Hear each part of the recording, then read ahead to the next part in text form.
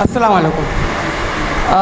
موجودہ حالات میں یہ سوال پیدا ہو رہا ہے کہ اب تک جو ہماری فکری اور جو ہم نے جو شعور حاصل کیا قرآن مجید سے، وہ تو ہمارا جو ہے گول جو ہے اقامت دین ہے. لیکن موجودہ جو سیاسی حالت جو بن رہی ہیں، اس میں ہم جو اقدام کر رہے ہیں اور جو جس طریقے سے ہم کو جو ماحول بنا رہے ہیں کہ اس کو ہم کا ڈائلیوشن تو نہیں کر رہے ہمارے اقامت دین کے کام کو. وہ کون سا کام ہے اقامت دین کا؟ اقامت دین میں جو ہمارا جو قرآن کے جو نہیں، وہ کون سا کام ہے؟ یہ اگر ڈائیورشن ہے اس کو ہم نہیں کریں گے، جی اس لیے کے سلسلے میں ہم خاموش رہیں گے.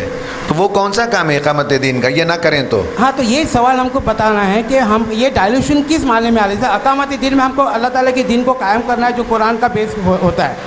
اب یہ جو ہم موجودہ حالت میں جو کر رہے ہیں وہ ڈائلیوشن طریقے تو نہیں کر رہے. ڈائلیوشن ہم لوگ کو تھوڑا اسٹریٹجی چینج تو نہیں. تو میں یہی پوچھ رہا ہوں آپ سے کہ وہ کون سا کام؟ یہ نہیں کریں گے ہم. پورے ہندوستان میں ہم سی اے کی مخالفت نہیں کریں گے چاہے ہماری شہریت ختم ہو جائے. وہ کیا کام ہے جو کرنا ہے اس کو چھوڑ کر؟ اسی سے ریلیٹ ہے فساد فی الارض کو روکنا ہے ہم کو، اس سے ریلیٹ ہے. لیکن عوام ہم کو سوال کرتی ہے نا کہ اقامت دین کا کام کرتے کرتے یہ سب کام میں آپ لوگ کیا ان سے لگتا ہے؟ آپ یہ پوچھیے نا، یہ کام نہیں کریں گے ہم. سی اے کی مخالفت نہیں کریں گے ہم. سب کی سٹیزن شپ چلی جائے ٹھیک ہے، تو کرنا کیا ہے یہ پوچھیے ان سے. یہ آپ نہیں چمچے ہیں سوال. بھائی اقامت دین کے کام سے مراد ان کے ذہن میں کیا ہے جو آپ سے؟ ہمارے جو موجودہ اسٹریٹجی ہے اس کو اس سے کیسے ریلیٹ کریں گے، میرا یہ سوال ہے. یہ آئیے اقامت پوچھیے، دین کا الگ جو بات ہے. کنسیپٹ ہے اس کو کیسے ریلیٹ کریں گے؟ یہ الگ ہے، صحیح ہے. بھائی اقامت دین ایک نظریہ ہے اور ایک گول ہے جو بہت دور کے سفر کے بعد حاصل ہوگا. اس راستے میں چلتے ہوئے رکاوٹیں جب آتی ہیں تو اس رکاوٹوں کو دور کرنا بھی اس سفر کا کام ہے. اقامت دین کی منزل تک آپ پہنچ نہیں سکتے، راستے میں آپ کا گیٹ کلوز کر دیا جائے، راستے میں کانٹے بچھا دیے جائیں، تو کانٹوں کو ہٹانا بھی جو ہے وہ اقامت دین کا کام ہے. بلاکیٹس کو دور کرنا بھی، اس راستے میں چلنے کے لیے کلیئرنس کرنا بھی ضروری ہے.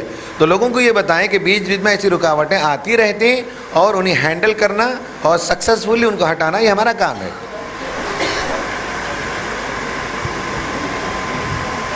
اطمینان نہیں ہوا جی؟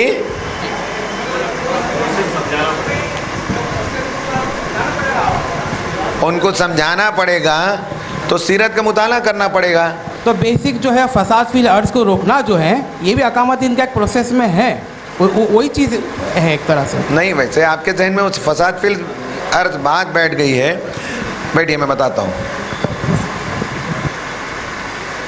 دیکھیں رسول صلی اللہ علیہ وسلم اقامت دینی کا کام کر رہے تھے، لیکن بیچ بیچ میں رکاوٹیں آتی تھیں، ان رکاوٹوں کو کیسے ٹیکل کیا جائے وہ کام کرتے تھے. تو وہ اقامت دین کے کام کا حصہ ہے. سیرت میں رسول اللہ کا NRC کرایا گیا. یہ آپ کو معلوم ہے رسول اللہ NRC سے گزرے اور آپ کا NRC ہو گیا، تو اس وقت آپ نے فوراً اس ایشو کو ہینڈل کیا. یاد ہے نہیں ہے؟ یاد آتا نہیں آتا ہے؟ معلوم ہے نہیں ہے رسول اللہ کا NRC ہوا؟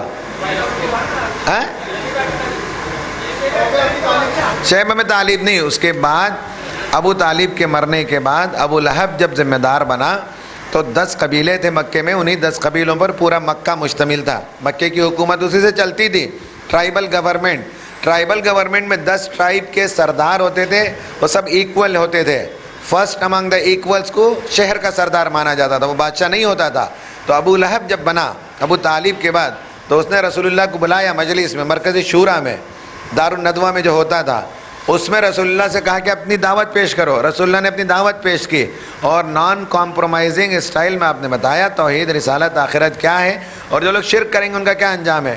تو ابو لہب نے اسی مجلس میں کہا کہ یہی تو بات ہے جس سے میں کہتا تھا کہ یہ شخص جو ہے یہ ہمارے باپ دادا کو گمراہ قرار دیتا ہے، جہنمی قرار دیتا ہے. آج سے ہم اسے بنو ہاشم کے قبیلے کی رکنیت ختم کرتے ہیں.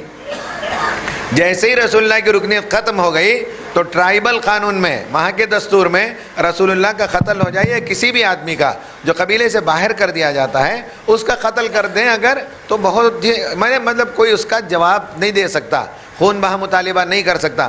قتل ہو جائے تو کوپ پوچھ بھی نہیں سکتا. قتل کرنا آسان کام ہے.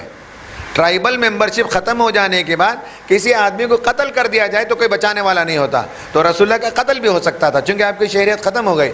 تو آپ طائف تشریف لے گئے. ابو طالب کا چچا زاد بھائی تھا عبدیہ لائل. عبدیہ لائل سے آپ نے جو ملاقات کی وہ قبیلے کی رکنیت کے لیے کی. چونکہ ہمارے یہاں سیرت کا مطالعہ نہیں کرتے تو اس کے اندر کے گوشے ہیں وہ سب معلوم نہیں ہے، تو عموماً سمجھتے ہیں کہ دعوتی کام سے گئے. یہ ہمارا خیال ایسا نہیں ہے، وہ تو قبیلے کی رکنیت مانگنے کے لیے گئے اور اس نے رکنیت نہیں دی.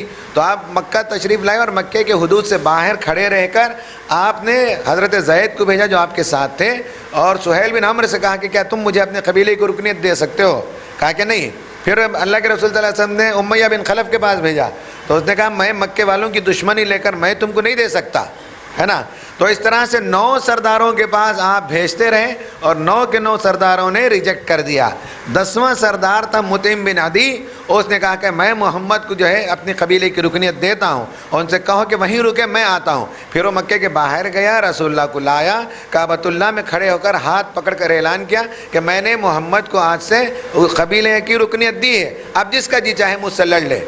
تو اس کے بعد رسول اللہ کی گویا کہ وہ جو NRC کے پروسیس سے گزر کر آپ کی شہریت ختم کر دی گئی تھی وہ پھر شہریت بحال ہوئی. تو شہریت کو بحال رکھنا، شہریت کو پروٹیکٹڈ رکھنا اور اس میں غیر مسلموں سے مدد لینا یہ سیرت کا حصہ ہے. اس کے بعد رسول صلی اللہ علیہ وسلم نے مدینہ جانے کی تیاری کی.